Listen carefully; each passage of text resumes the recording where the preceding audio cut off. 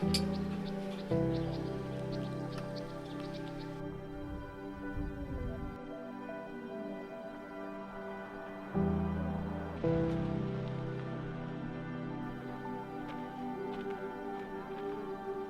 Colleen Harper, and I'm here with my daughter Madison Harper, and we've been coming to Little Hooves for about 4 years, since Madison was 9.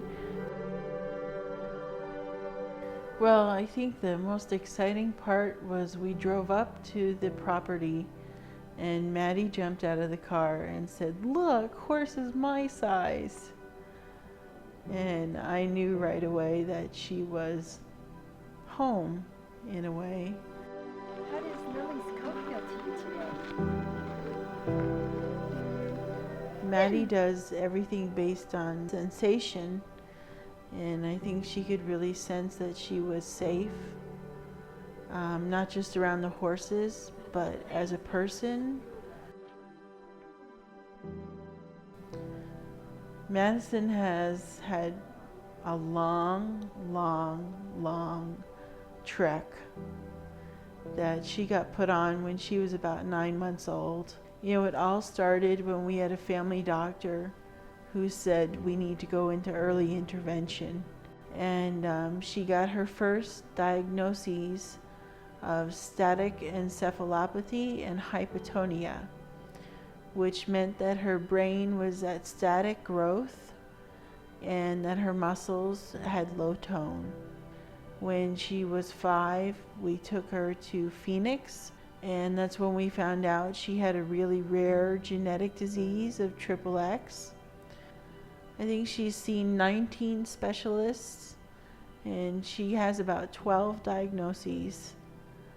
As my husband puts it, her diagnoses are trickling in. They're still trickling in. They're still working on her puzzle. And it's really hard. It's just hard. Little Hooves Big Hearts uses equine guided educators to facilitate what we do here. We work with 11 miniature horses. We call them our teammates, and we use the knowledge that we have and apply it to the therapy that we design for children that have disabilities. When I met Madison, she did not have a lot of eye contact. She also didn't like anyone to touch her. And one of the things that we would do is we would allow her to play a game, and when she did really well at it, we'd give a high five, and so she would have to slap our hands. Madison also could not ride in the carts very well because she was so weak in her core. So the first time that we put her in a cart, I sat with Madison, and as we started to drive, Madison's little body just kind of started slumping down in the seat. And then the more we drove in the cart, the better she became at keeping her body more straight, and the core starting to strengthen. And so that for her was work, and yet it was fun work. When we started walking on our naturopath, Madison could only go part way before she was exhausted. So that was another thing that we worked on. Madison would pick one of her horses for the day.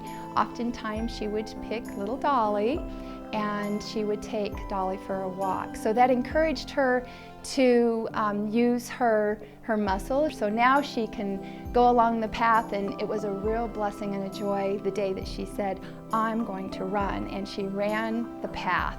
And it was just so exciting to know that this little girl who couldn't even walk the path is now running it. Madison would do things like, if we were to want her to paint a pony, she'd want to paint, but she'd only want to do it with one little finger. And now she smears her hands with paint, both hands, and she just paints away. With her working here with the little horses, we have seen such a change from the first time I met Madison. It was very hard for me to try to talk to her, and that all changed. I think one of the neatest stories that I have to tell about Madison is the day that she came up to me and she said that she loved me. She looked me in the eyes and she said, "Tammy, I love you." And she gave me the biggest hug. I just melted. It was amazing. And I knew right then that the work that we'd been doing with Madison had paid off. From a holistic point of view, Madison seems to be safe and secure. She takes ownership over being here. She does a lot of stuff that she would never have done before. I think she's become more of a person. In a way, she's become whole.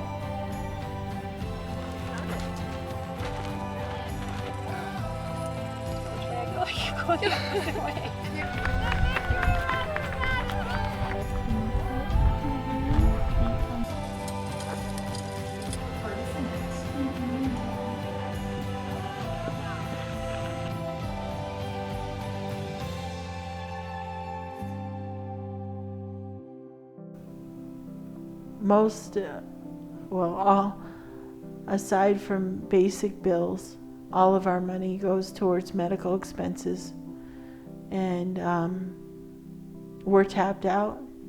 There's no room for anything else, and if there were significant charges here, we wouldn't be able to come.